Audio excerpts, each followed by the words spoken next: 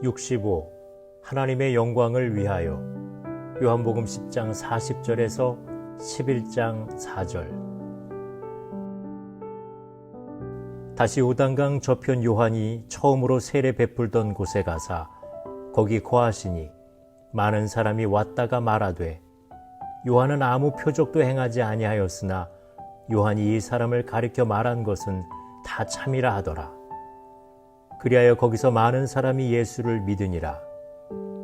어떤 병자가 있으니 이는 마리아와 그 자매 마르다의 마을 베다니에 사는 나사로라. 이 마리아는 향유를 주께 붓고 머리털로 주의 발을 닦던 자요, 병든 나사로는 그의 오라버니더라.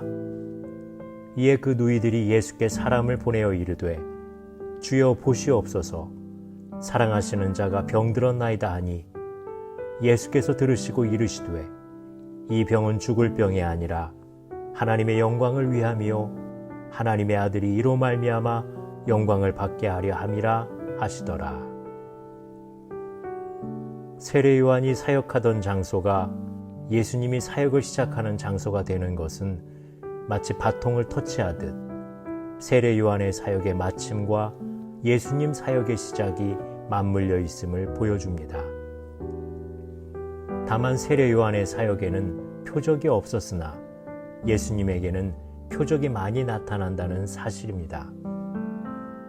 이것은 세례 요한은 예수님의 사역을 예고하고 소개하는 역할로 끝나는 것이요, 본격적인 하나님의 역사는 예수님의 사역을 통하여 드러난다는 말씀입니다. 맹인이 눈을 뜨고 죽은 자가 살아납니다. 유대인들이 예수님을 믿지 않는 것과는 대조적으로 요단강 저편에 있던 사람들은 세례 요한의 증거를 듣고 예수님의 표적을 보면서 많은 사람들이 예수님을 믿게 됩니다. 이제 11장에 들어가면 나사로 사건이 일어나는데 시간과 장소와 인물을 상세하게 소개하고 있습니다. 사건의 구체적 정황을 드러내므로 역사적 사실성을 드러내는 것입니다. 나사로가 위독한데 그는 베다니에 살고 있으며 마리아와 마르다의 형제입니다. 나사로는 예수님이 사랑하는 사람인데 병에 들자 누이들이 예수님에게 사람을 보내어 급히 오시라고 전가를 보냈습니다. 이것이 기도입니다. 위급한 상황에서 주님에게 도움을 청하는 것입니다. 예수님은 전가를 받으신 다음 그들을 안심시키십니다. 기도에 대한 즉각적인 응답입니다. 물론 아직 문제가 해소된 것은 아니지만 하나님의 뜻을 밝히시는 것입니다. 이 병은 죽을 병이 아니라 하나님의 영광을 드러낸다는 것입니다. 이 일을 통해 하나님의 아들이 영광을 받을 것입니다. 나사로의 병을 통하여 하나님의 영광과 아들의 영광이 드러날 것이란 말씀입니다. 지난 9장에 맹인을 보시고 하나님이 하시는 일을 드러내고자 함이라고 말씀하신 것과 일맥상통합니다.